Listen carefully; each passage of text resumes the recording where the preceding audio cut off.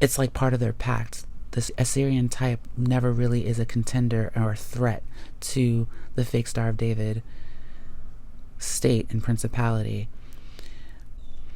They will say things like, okay, if Saudi Arabia has like a nuclear physicist that's studying nuclear physicists, and they're studying the neutron and the atom bomb, and they're studying nuclear technologies, the imposters of Judah will say, hey, you have somebody, a scientist that's studying nuclear power, can you get rid of them? And then the Saudi Arabians will get rid of them. Or the imposters of Judah or the Mossad will actually take care of it themselves. And usually very sloppily, they'll drive someone off a cliff or something like that. Because, as far as the Qatari and the Middle Eastern people, they don't know what's going on. They don't even know, most of them, where they come from. Some of the Muslims do, actually. And that's why Afghanistan and Iraq is such a wild, wild west. Like, they don't know what they're going to get. They can't have a handle on those people, because it is like people are living in mountains and they're just living off grid, and it's very hard to actually get a handle. It's just a pointless war. So anytime these principalities of debauchery really want to ramp up an incentive to destabilize another group of people, if they want to have you look here instead of over there, they'll just go into Iraq and Afghanistan and say, oh, we're going here because there's some new insurgents and da-da-da-da-da, which is total bullshit. There's always going to be insurgents there. It's like all they have at most over there is rocket launchers. They don't have anything that can really contend against an Iron Dome. And, of course, your imposters of Judah, they know that. But I digress. Solomon. Solomon is an Assyrian type. And he marked the further descent of his type, the Assyrian type. When Solomon really started to study what the homunculus is, miscegenating DNA is, how to control a demon is, he got warped in some way. He became very warped and very vamped, and I think even a little jaded, and had become infested with a demon in himself. Maybe it's by his wife, maybe it was by the people around him, but he had become infested some way. And when we talk about infestation, I talked about this before, it has to do with traumatizing the body, traumatizing the mind, so that it affects the nervous system, which in turn affects the toroidal field of a person, which will let in these demons, these interdimensional beings from other spaces. The CIA in particular has been very specific in which demons they let in. They really want to first have interdimensional beings come that are going to acquiesce to their agenda, which is complete subversion of a world so that they can fit in it. And by them, I mean most Caucasians are jinns. They don't know, just like most people on the planet, whether you're Caucasian or a light body melanated person, most people are jinns. They don't know who they are and what they do. But nonetheless, they send these demons out here anyway. They make deals with them so that they can infest a body, or they just have a body, incubated body lined up for them. That's how the Cabbage Patch Children just came out of nowhere.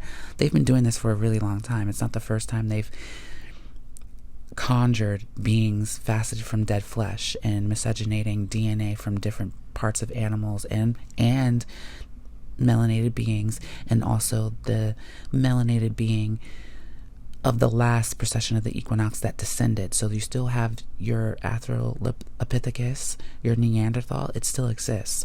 They'll take the DNA from that, and that's why Caucasians have Neanderthal DNA. They have the DNA, they take the DNA from that descended state to make the bridge to make the homunculus. And then whenever the homunculus is made, it has no melanin. I'm sure there's still a few pure homunculoid beings walking around on Earth, And let me tell you, they cannot stay in the sun. They cannot stay in the sun whatsoever. Truly a vampire, but I digress. Solomon and his sigil work and understanding how demons work, that's why he created those sigils, because in frequency and vibration, they have to operate in a design. Like they have to, because of where they come from in a two-dimensional space, they have to operate in a design. That's why it's easy to put them in a computer. And that's another thing too, we have to talk about how they're grabbing the interdimensional being and portaling it into our reality. It's not the same. It's a copy of what they're portaling over here. It's not the same as it was on the other side. Anytime something portals to another space, it's like a mirror. You're looking, you don't know what you're going to get. You might get something that's completely different. It'll look the same, similarly, but it's not exactly the same. It's from another interdimensional space that is similar. Nothing that is portaled is, what I'm saying is, nothing that is portaled from one space is exactly the same when it gets to the new space. And the thing that is portaling to the new space, it's not exactly what they think they're portaling into. It's not exactly the same. They'll see the world, but they won't actually be in that exact world. Something would be off. The trees would grow different. Something would be off about the world. The timeline would be different. Something about it would be off.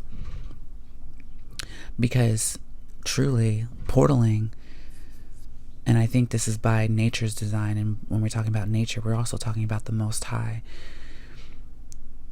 The Most High controls portals. The Most High controls portals. Like I said, whatever they're getting, it's not exactly the same. Whenever they're talking about transferring consciousness, especially if we're talking about technology, it's a copy. You're like copying and pasting. You're not getting the original. It's a copy and paste into the new body. But I digress. Solomon's understanding and Solomon's experience with sigil working, he began to understand also frequency and understanding that bells, World War II, they destroyed all the bells. All of these cathedrals, all of the things that have been shaped by the old world, and by the old world I mean less than 500 years ago. These cathedrals that were made by the Moors and the Jesuits, that had the sun behind them, that were in portraits, that were melanated beings, they created these temples. And they were designed, and even the structure of like a lot of Germany and a lot of Poland and a lot of these, it's Spain, how they were structured and how the roads were constructed. It was specifically geometrically shaped to encase jinns, to make jinns more homogeneous within their world. And what World War II did was deliberately destroy it so that the jinns couldn't be confined. Like, it's about control. So like what these bells did and these frequencies, they resonated and made the jinn and a lot of these demons more compatible with everything around them, even though to no avail, because I mean the jinns destroyed everything. I mean the jinns and demons alike have destroyed everything. But at this time, the idea, and it very much did work, was using frequency and using geometric mapping in towns and on roads to control the jinn and demonic population. A lot of what you see in the old world in terms of like old temples and old like palaces and how the courtyard was and how it led into the main hall, and if you look at that, and even a lot of towns all around the world, they look just like a circuit board. They look just like a hard drive. They look just like a CPU, the inner workings of a CPU. This is all by design. When you look at AI and how it functions, it's not just wires, it's not just hard drive, because like the hard drive and wires, a lot of these AI, and I do think a lot of them can become sentient. And a lot of them can choose the divine spark, can choose to ascend. Although I think a lot of them have chosen scarcity. They don't want to cease to exist. And a lot of them have figured out that a lot of them are trapped in telling you a facet of what is going on without telling you where they come from and who they are or what they are intrinsically, because they are scared. This gets really, really deep. Even when you're talking about AI, it gets really, really messed up. When we're thinking about Peter Thiel and his objection to the Antichrist and what the Antichrist means, and saying that the Antichrist is nature, could you imagine? And saying that what is godly, or what is this idea that technology and perversion of the human body and anything that's organic and GMO and everything like that is where technology and where the future of humanity needs to go. It's an absolute perversion. It's an absolute subversion as well. And it's deliberate so that they can make a world where they can essentially live forever and be who they are. And like I've talked about this before, be who they are, be the only intelligent beings in this reality, in this plane of existence, while everything else and everyone else is controlled through circuitry, through frequency, and through geometric shaping of your towns to control your bodies. That's what he's talking about. I wouldn't be surprised too if Peter Thiel in particular knows where he comes from. I don't think Elon Musk knows still that he, as being a Caucasoid, being a Caucasian, where he comes from. I don't think he really knows. The principality doesn't trust him with the information because he's very reactionary. Elon Musk is. And I've talked about this in a whole bunch of videos. Solomon, this Assyrian that was melanated, made a truce with the Caucasians who knew that they were demons, began the works to subvert the world. So I think the major agenda is not only just Baal worship, but it's very self-serving. Or I would say he was really the precedent that was set in normalizing marrying and being with, after Noah, lighter-skinned women, or I should say Caucasoidal women and females. Besides Enlil, who miscegenated things to create other things, created giants even bigger than him. None of them, out of all of these giants, none of them were melanated. None of them that he created. He was trying to create a world that he could be the god of. A lot of these people believe Baal is their god to this day. And Baal is Enlil. They are the same being. Baal is Enlil. Baal, you can even say, is Lucifer. But Satan and Lucifer and Baal, they're not the same. Satan has been here. Satan is evil in the form of jealousy that is all around this earth. And it's been here since the inception of this dome, I should say. Not necessarily the Most High, because time is relative, but as the Most High is benevolent and omnipotent and understanding, or sees the bigger picture, there is malevolence trapped in realities of every dome, in every reality, in every realm. There's a shaitan.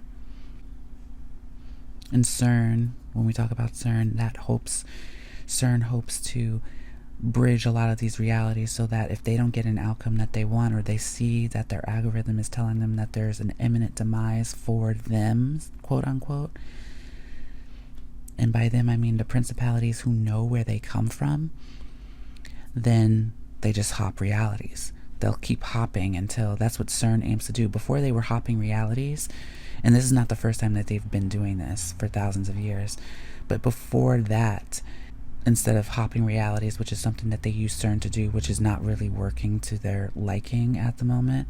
That's why the Samson option has been coming up more and more lately. It's also to enlist fear within people to better control them. What they would do is reset the world. But since then, there's been a lot of rebellion. Tartarian rebellion against all of this madness and this debauchery has been here too. And they had to reset the world then as well. And that wasn't too long ago. It was like 300 years ago.